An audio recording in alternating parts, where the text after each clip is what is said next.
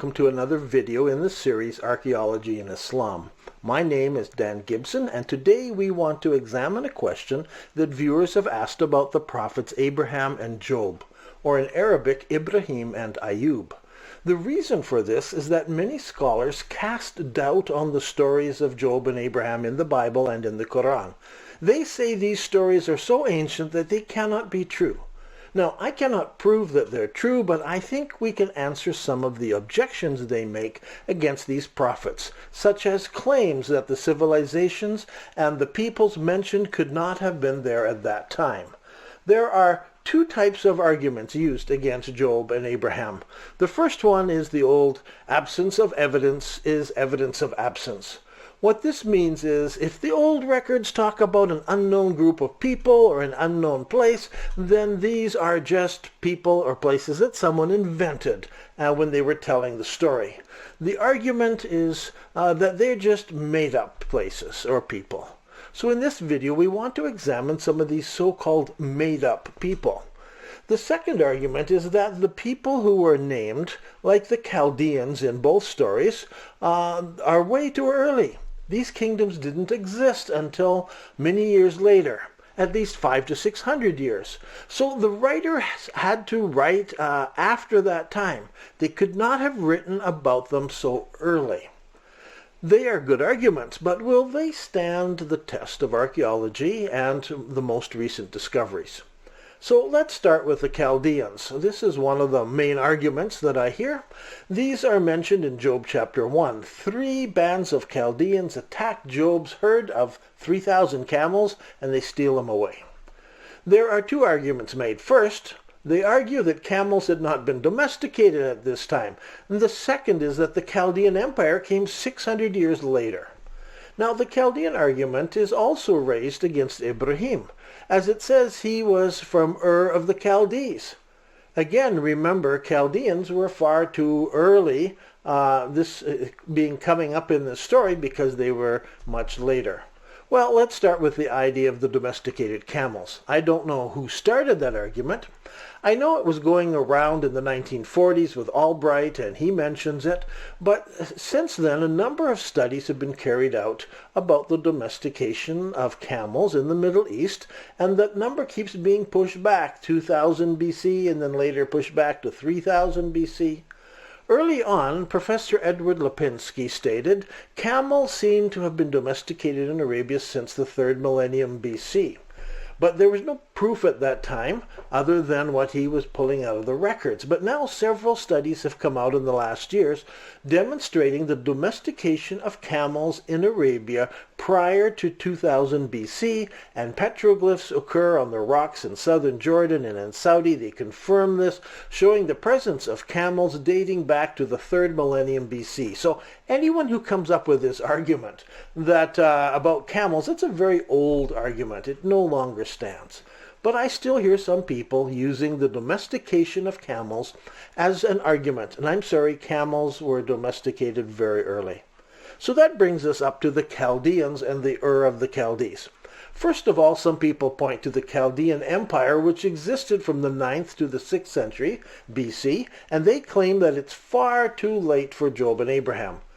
Biblical chronologists place the book of Job about 140 years before Moses, so they place the misfortunes of Job around 1640 BC. And so some archaeologists argue that the Chaldeans and the Sabians left traces only from the 10th century, so you're 6 centuries early.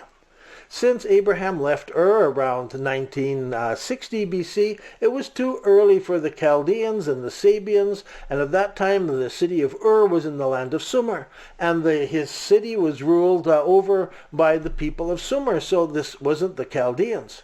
Now the argument sounds convincing at first, till we just think about it for a few minutes. First of all, Abraham was not a Sumerian, nor a Babylonian. He was a Hebrew, a descendant of Eber. We have his genealogy. Like most of the inhabitants of Sumer, they were not actually Sumerians, whose language and ethnic background collapsed in 1912 BC. So someone writing during the time of the Chaldeans later would have referred to it as the city of Ur of the Chaldees, in much the same way that I refer to Petra of southern Jordan, rather than Petra of the Nabateans, or Petra of the Romans, or Petra of the Byzantines, or Petra of, well, you pick whoever you want to pick. So the term Ur of the Chaldees tells us more about when the story was written down than when it actually took place.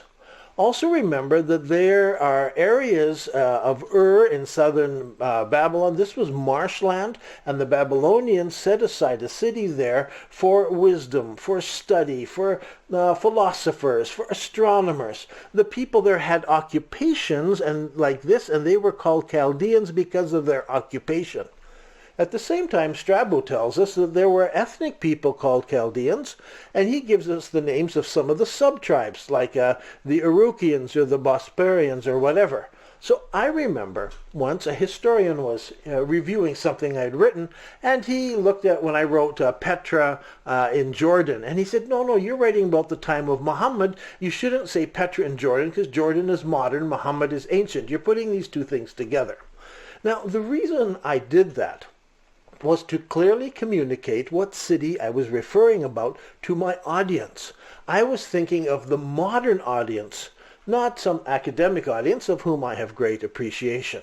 In the same way, the writers of the biblical story of Job and Abraham, which was traditionally been considered as Moses, he was communicating to his audience that Abraham came from Ur of the Chaldees.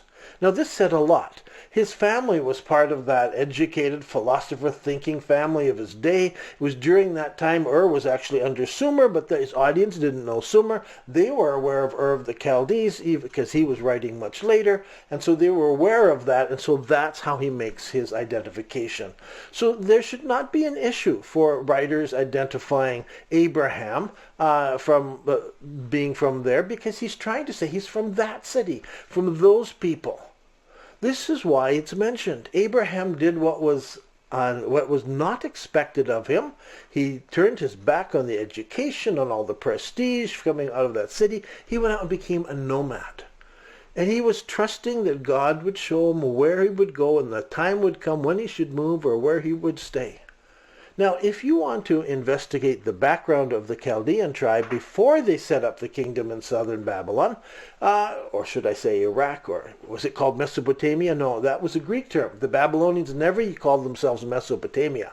Yet I hear people applying the Greek term to them all the time. It's not Mesopotamia. Is it Sumer? Is it Babylon? Is it Akka? There's so many different names here. But the Chaldeans, they were in the Levant, and they moved over to Babylon. So what does this mean? The Chaldean tribes, when they attacked Job, they fit the chronology because at that time they were nomads in the Levant, and later they moved. They're Semitic people, spoke the West Semitic language. They moved over to Babylon, and there they became part of the Chaldeans in Babylon and set up their kingdom there. So you see, the problem of having Ur of the Chaldees or Ur of Babylon or Ur of Sumer or Ur of Iraq or whatever there is all about when it was written rather than the time they are writing about. Now, if you examine history using timelines, then these terms are not such an issue. Even the Sabians, who were nomadic at the time, were traveling slowly south, moving down towards Yemen, where they would eventually set up a kingdom. They were nomads at the time of Job. Later they had their kingdom, so it fits absolutely perfect. But remember what we said back in the previous video: nomads leave very little archaeological evidence. No great cities, no great stones, nothing behind. Now, I lived with the Bedouin for a number of years, and while I was there, I heard a number of stories about tribal nomadic sheikhs from several hundred years ago. They were famous in their day, but they never built a building, never wrote their name on stone, never minted any coins. The only place they survive is in the tribal chronologies memorized by the tribes and in the poems or stories written about them. Now, the other day I was cleaning out a drawer and I came across a very old cassette tape and some floppy disks and so forth. Do you remember these? Cassette tapes were invented in my lifetime in 1962, and already they're disintegrating. That's right. Cassette tapes, 8 tracks, were invented within 2 years of each other.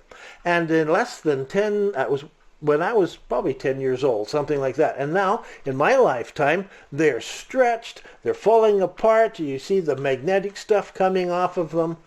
I remember once riding in an old beat-up pickup truck with some Bedouins in the desert, and he had maybe a dozen cassette tapes, all just on the dash of the truck. Do you remember those days? The dust blowing in from the desert, and all around the cab were bits and pieces of cassette tapes because they would break, and he would stop and pull out the tape and get a stick and try to dig it out and then wind it back up and stick it back in so he could still listen to it. And so those were the old days. I think there are bits and pieces of broken cassette tapes all over the deserts of Arabia. And what a horrible failure. This was the reason why we don't use them today. And among the debris are also now broken CDs. I see them there, and the silver coming off of them and so forth. You see, all down through history, mankind has struggled to find a good way to preserve knowledge. What lasts long enough to pass on from one generation to another? Everything we use is fragile. Paper's been pretty good in the last few years, but it's not perfect. I remember once a lady owned several hundred books, and she lived in the Emirates, and at the time she decided to go back to the West to get some more education, so she packed up all her books and all her belongings and put them in wooden crates, and they were to be placed in storage. Or so she thought. Actually, they were supposed to go in storage, but they sat outside in the sand for a few months, temporarily forgotten. Then I got a job working there, and one day I asked, "What are those crates sitting outside in the sand?" Somebody said, "Oh, I remember about this lady." So I got the tractor, I went over, and we got some of the men to help, and we moved these boxes, we got them on a cement area, and I opened them up. And guess what I found? Termites had built their tunnels into the bottom of the crate. Termites love wood, but they love paper even better. Pre-digested, processed wood. Oh, they love it. And the books in the crate were riddled with termite holes, going every which way in them. They spread out. We spread them out now. We had to go through all those books and threw out a lot of books because termites destroy. Fire destroys, wars destroy, floods destroy. They can all damage books. The great libraries of Alexandria and of Celsus and of Pergamon and of Ctesiphon, they're all stark reminders of how fragile paper is, or vellum, or whatever we're writing on. So if you were wealthy, you could write on a stone, perhaps on the walls of a temple, or a memorial stone you could set up. You could hire a scribe to write on clay tablets, and if you were not wealthy, you might even put a few lines on a rock in the desert while you were watching your sheep. But none of those contain long inscriptions. There's no poetry or long histories or chronologies on the desert rocks. But the Bedouin in Arabia found a way to preserve knowledge over multiple generations. It was called poetry. But this poetry wasn't written in books. It was written on the hearts of men and women. You see, a good poem just sticks with you. When I was in high school many years ago, I read a good poem. I was fascinated by it, so I started to memorize it. It was called The Cremation of Sam McGee. It starts like this. There are strange things done under the midnight sun by the men who moil for gold. The Arctic trails have their secret tales that would make your blood run cold.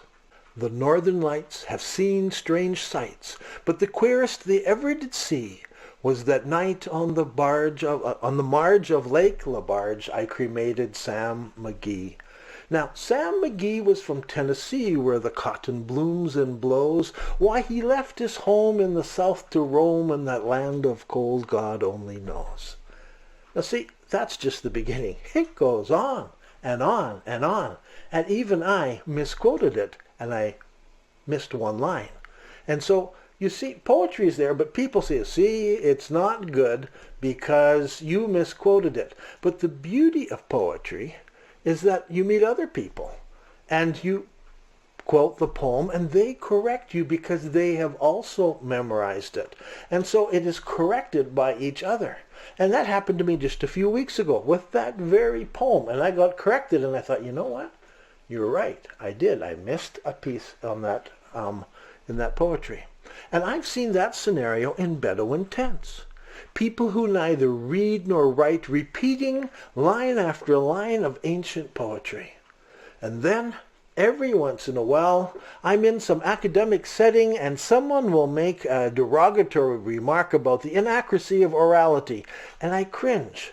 Because there's nothing worse than being corrected by a whole room full of people when you're trying to repeat a famous story. I remember hearing a Bedouin recite the genealogy of his tribe, going back generation after generation, and he stumbled, and two older men corrected him in a nice way. They prompted him. They encouraged him. In this day and age of television and internet, I know it's hard to imagine a group of people sitting around the glowing coals of a fire in the pitch black night reciting poetry in the desert or some ancient genealogy. In homes all across the Muslim world, children memorize sections of the Quran.